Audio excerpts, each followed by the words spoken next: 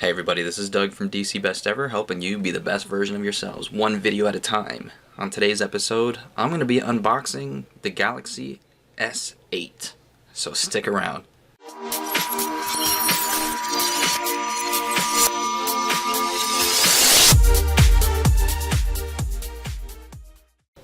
If you notice, I'm reporting from a different location. I'm actually in California for this video, visiting my family for Christmas, which is awesome because I haven't done it in like 20 years.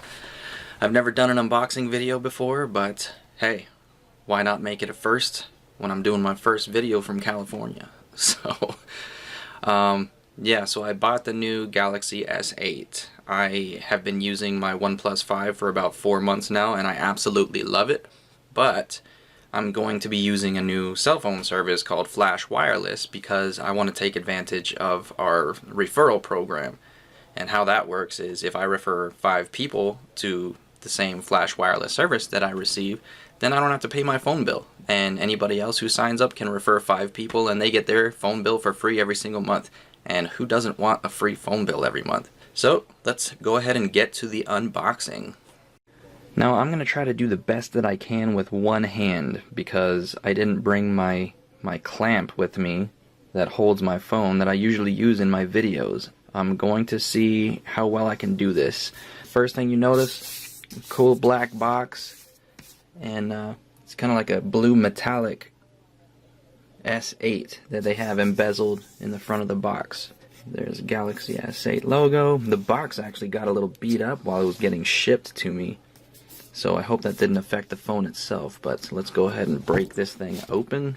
I may have to set the phone down. Alright, so I had to set the phone down to get that sleeve off, and inside we have another box. And it looks like it opens up on the side over here, and there it is. So first thing I notice is it looks very tall, almost like tall and narrow. It's a very slim looking phone, which is completely cool, and it might have something to do with the curved edges. But yeah, it's very round, just in general, all the way around. Let me move the box out of the way so you can kind of see better. It's a very round phone, but it feels pretty good in the hand. Unfortunately, I'm not going to be able to turn the phone on quite yet because I'll have to activate and transfer my phone number to my new phone service. I want to at least see the phone itself and see what else comes in the box along with it. So we got that thing that comes out. This. Oh, it's the a little tool to open the SIM card drawer. Oh, they have the fast charger is black now. That's new. I'm so used to having a white charger. That's usually what most companies give you anymore, but it's nice to have something different for a change. And what is that? I'm not sure exactly what this is, but I'm going to have to look into that. It looks like some kind of an adapter. Oh, because it looks like it has the Type-C.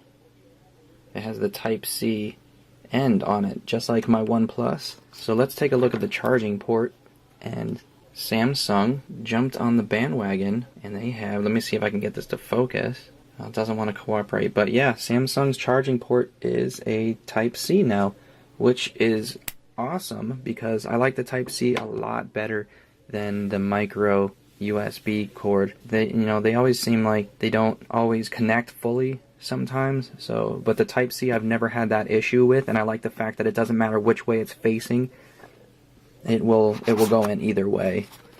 And let's see what else. Charging cable, and it looks like it's pretty long. It might be a 6-foot cable, which is nice because I hate being tethered when I'm charging my phone. And a pair of headphones, AKGs, which I have never heard of before. I'm never really a huge fan of the headphones that come with a cell phone, and it looks like these are the ones with that rubber tip, and for some reason I think my ears might be shaped funny, but these never seem to want to stay in. But let me see what else is in the box here. Oh, it's the different covers for the headphones, for the earbuds. So you can put different sizes in depending on the shape and size of your ear. And it looks like that is it for what comes inside the box. Let me open this thing up and see if there's anything else in here. Looks like we've got a quick reference manual. And there's something else in here too. And that is Samsung accessories from the Shop Samsung app. Alright, come on now. This is setting up your Samsung account for people who actually do that. I usually don't. Terms and conditions, health and safety information. I gotta find out what the deal is with this this adapter here. Find out exactly why they provided this in the box. I am intrigued. But then again, while I'm thinking about it, let me look at the charging cable, because the charging cable itself might be micro USB and it has the adapter, but now that I'm looking at it, it looks like it is already a Type-C. So yeah, it looks like a Type-C. It definitely does not look like a micro USB connector. So who knows? I'll have to do some research and find out what that adapter thing is for. So overall, you know, cool stuff that comes in the box. Alright, I actually have a quick update before I had the chance to post my last video, or this video I should say. I was able to activate my new Samsung Galaxy S8 and play around with it for a little bit. So you get a little bonus at the end of this video here.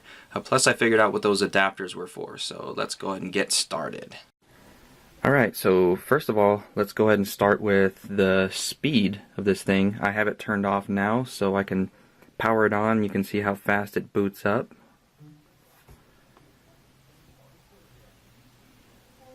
And it actually boots pretty fast.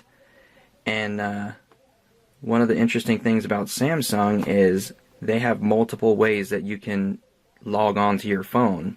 For security reasons, you can either use the standard PIN, you could use retinal scanner, face recognition, or your typical fingerprint. So it's pretty crazy how many options you have to log in. I'm not going to show you my PIN.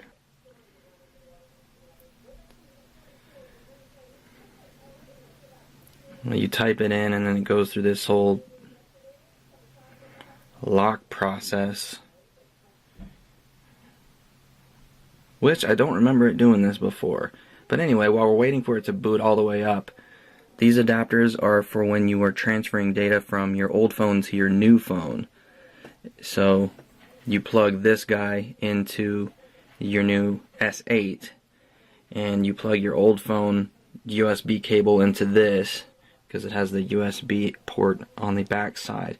And then it came with an adapter for anybody who had a micro USB before. But I actually didn't need that because both of my phones, this one and my old one, used the Type-C. Now, it was a little limited from my experience to what I was able to do with the file transfer. So I think what I'm going to end up having to do is transfer data through my my computer or something. Just any of the videos or photos or any other files that I needed to have transferred over, I'm gonna just have to do it manually, which I think I prefer to do it that way anyway. But yeah, let's go ahead and dive right in. I've already, you know, downloaded and installed some of the apps that I use most frequently and organized them onto my home screen. Put a wallpaper that I wanted to use because it is Christmas and I wanted something kind of wintry. But if you notice, it's extremely responsive. It's very quick. It's noticeably really fast. It does have this Bixby button on the side. I'm not going to do a video about Bixby. I don't really know much about it. It's almost like Google Assistant, but like their own version of it. And then like you click on Google Chrome and it loads ridiculously fast. And then it has, because there's no home button, like an actual button, they have this like a virtual little thing down here on the bottom that you will hit.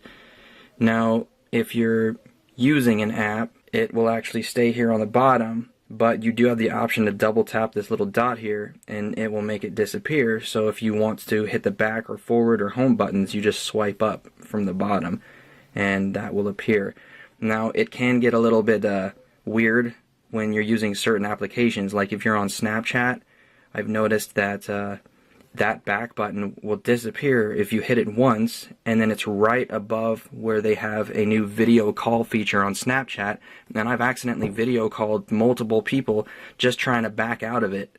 So that part's a little bit frustrating, so it's entirely up to you if you want to leave that navigation bar down here in the bottom, or if you want it to disappear. You know, you do have that as an option. But you know, so far I'm really happy with the responsiveness of this phone. It's really, really fast. They have this game launcher thing through I think it's a Samsung thing, and it's a way to organize any games that you might have saved on your phone, which I think is a cool feature, just because I love having things organized. I hate having apps just scattered all over my phone, which is why I usually limit myself to just one home screen, and then everything else I try to keep organized into folders, just, you know, so they're easier to get to. Other things physically about the phone, I don't have a case for it yet, but I noticed that the back of it gets pretty greased up, and there's fingerprints all over it, and it's just from the oils on your skin. I'm not eating pizza and then handling my phone. I have a case that I just ordered from Amazon, and I can't wait for that to get here so I can protect my phone. And it's just, this is such a thin phone. It's, you know, a lot thinner than what I'm used to with my OnePlus. So hopefully that case will give it a little bit more bulk, and it'll just feel a little bit more substantial in my hand, because this one's just really tall and skinny, and I'm still getting used to the way that it feels. And that's pretty much it. I'll probably do an update video. See, now it's trying to do the retinal scanner, or the iris scanner I should say. Actually, let me do that again and see if I can capture it on camera so you can see exactly what it looks like. So as you can see, it's actually pretty quick. I don't know how much I trust it though, because it even says if you're wearing glasses or contacts, it might not unlock for you. But I scanned my irises without glasses on, and it's able to pick up my irises with my glasses on. I'm kind of curious, and I want to do a test to see if it'll unlock for other people just by using their eyes. Because if that's the case, then I'm just going to stick to using a PIN or a regular password. I don't know. I gotta look into that and see, because I might end up just using my PIN or the fingerprint scanner. And that's the other thing. The fingerprint scanner is on the back of the phone now instead of a home button, because the home button doesn't exist on the Galaxy S8. It's in a precarious position on the back of the phone next to the camera lens. So it's a little bit hard to get used to the position on it. I'm sure after I used it for a while, it'll start to get easier, but for the most part, it's nice having the option for the iris scanner, so I don't even have to worry about where my finger is placed trying to unlock my phone. Leave in the comments below what you think about the S8 if you have it, anything that you want to know about it. I'll be happy to do an update video. I'll probably do another one just to see how it's performing after a few months, and we'll go from there. Hope everybody's having a Merry Christmas, and I will see you guys in my next video. Take care and be safe.